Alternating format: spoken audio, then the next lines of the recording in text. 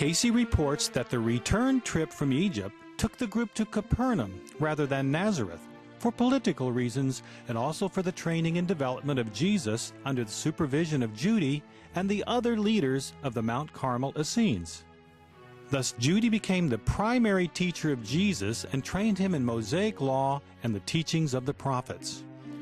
At that point, the services of Josie, the handmaiden, were no longer required, yet she chose to remain in that capacity until Jesus left Palestine to pursue education and training in distant lands.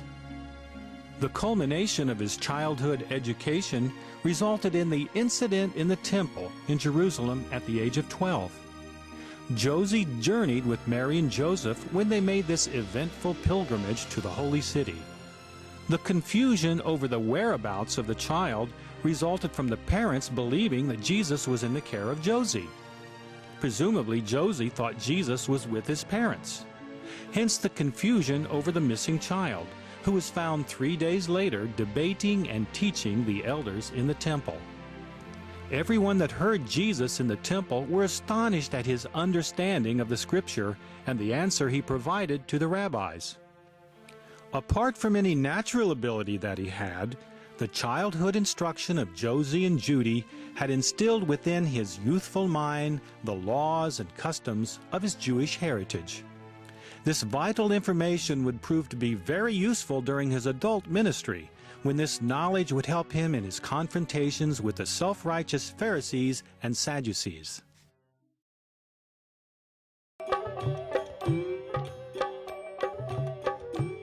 There is virtually no historical documentation for the adolescent and young adult period of Jesus' life. It is generally assumed that he served an apprenticeship and became a carpenter under his father's guidance in Nazareth. Edgar Cayce provides a dramatically different version of this crucial developmental period in the life of Jesus. After his years of training with Judy and the incident with the rabbis in the temple at Jerusalem, Jesus began a series of journeys to learn from teachers in India, Persia, Syria, and Egypt. During these trips, he was known as Jeshua. Between the ages of 13 to 16, he began his travels. First to India, studying under Kahanji and Arkahia, where he developed physical and mental strength through cleansing and purification. Then he journeyed to Persia, where he studied the Zoroastrian religion and the union of forces under a teacher named Junar. When referring to these initial journeys abroad, Cayce noted that Jesus was being taught by the wise men of the East, a clear resonance to his nativity and the international connections of the Essene group in Palestine. His final journey was to Egypt, where he had spent his first years as a refugee. Cayce states that Jesus did not study with the Romans or Greeks.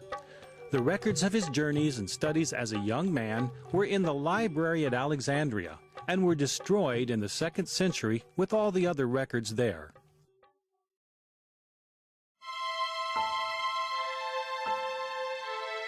From an historical standpoint, little is known about the siblings of Jesus. The Catholic Church maintains that Jesus had no brothers or sisters, since Mary remained a virgin her entire life. Children of Mary, in addition to Jesus, are mentioned in several Bible verses, most notably in Matthew, where James, Josie, Simon, and Judas are listed as brothers in addition to multiple unidentified sisters. Edgar Cayce informs us that Joseph and Mary abstained from sexual relations until the 10th year after the birth of Jesus. Soon after Jesus' teaching in the temple at Jerusalem at age 12, Mary bore her first child by Joseph, who was named James. Cayce notes that there was an improvement in the material and financial status of the family, and Ruth was born next in the city of Capernaum. Then the youngest, another brother, Jude, was born. Interestingly, Edgar Cayce gave many readings for the individuals who were said to have had past lives as Ruth and Jude. With regard to the life of Jesus, he was not close to his siblings during the early years. Keep in mind that he went on his extensive travels abroad at about the time James was born. He was still on this extended educational tour when he received news of his father's illness and death. Returning home immediately for the burial, Jesus probably had his first meaningful interactions with his siblings at that time. Although little is given in Cayce's readings about the relationship of Jesus to his brothers, the woman who was his sister, Ruth, during that lifetime, did request and receive considerable details about her interactions with Jesus. Due to the awe in the minds of the people in that area who were aware of the birth of Jesus and the prophecies, even as a young child, Ruth also felt that awe for her elder brother, whom she had never seen. She was also keenly aware that some people held hatred toward her brother and said many unkind things about him. The doubts and confusion that Ruth experienced about Jesus first arose at the death of her father, when she questioned within herself how her brother, with his supposed miraculous powers, could have allowed that to happen. Jesus did not remain with his family long, but continued his education and training, this time in Egypt with his cousin John. As she matured, Ruth continued to ponder the meaning of her brother's life. This inner struggle brought many disturbances in the heart and mind of the young sister of Jesus.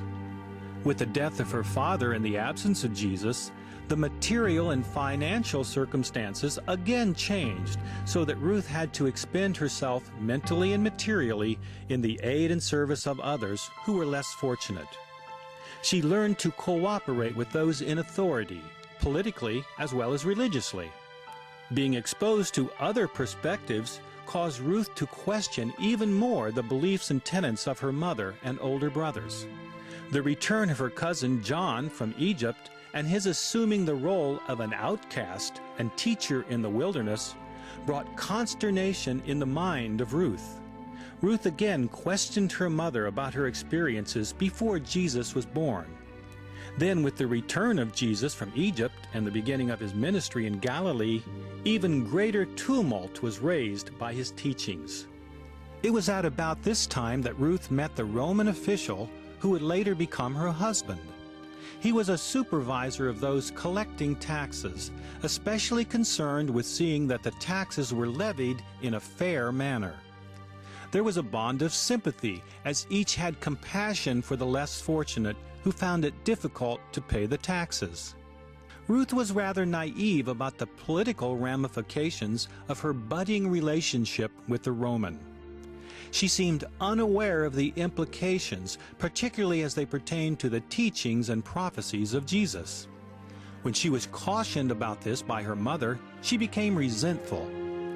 The Roman, by the name of Philoas, traveled to Bethany and Bethlehem to ascertain the truth regarding the information he was given about Mary and the birth of Jesus. It appears that Ruth's ambivalence toward her brother's status as Messiah continued until near the end of his ministry, when he raised Lazarus from the dead. With that dramatic miracle, all doubts were gone. Furthermore, her future husband, Philoas, was also aware of this miracle, which led to him becoming a follower of the teachings of Jesus. When the 20th century woman, who was previously Ruth, asked Cayce for more details about her past life contacts with Jesus, Cayce observed that the closer contacts were related to deaths. First, the death of her father, Joseph, when Jesus hurried home for the burial. Then the death of Lazarus, whose resurrection finally and fully converted her heart and mind to her brother as Messiah.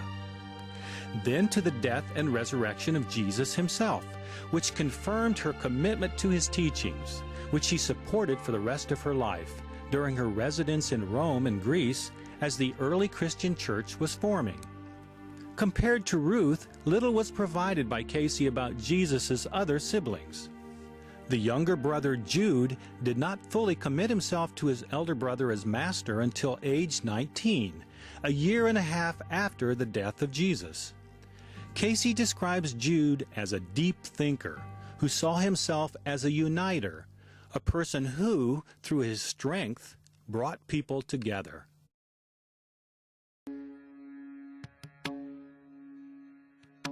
The Cayce readings state that after the burial of his father Joseph, Jesus traveled to Egypt, where he spent the greater period of his pre-ministry study. In Heliopolis, he studied with Czar for a period while preparing for the priesthood and taking examinations, as did his cousin John. Jesus was in one class, John in another. At the Great Pyramid, he took the final initiation, confirming his progress in the crucifying of self in relation to his ideals and life work. The Great Pyramid holds a prominent and emblematic place in the readings of Edgar Cayce. In Cayce's History of Mankind, civilization is much older than currently recognized by historians and archaeologists. Great pyramids were built by the Atlanteans in their advanced civilization many thousands of years ago. The readings insist that the Great Pyramid at Giza in Egypt was built around 10,000 BC, several thousand years before the date accepted by modern Egyptologists. Rather than simply a tomb for a great pharaoh, this pyramid is a symbol of the soul's journey through materiality. The past and future of mankind is built into its structure, which can be read by those initiated into its mysteries. The connection with Jesus is more personal.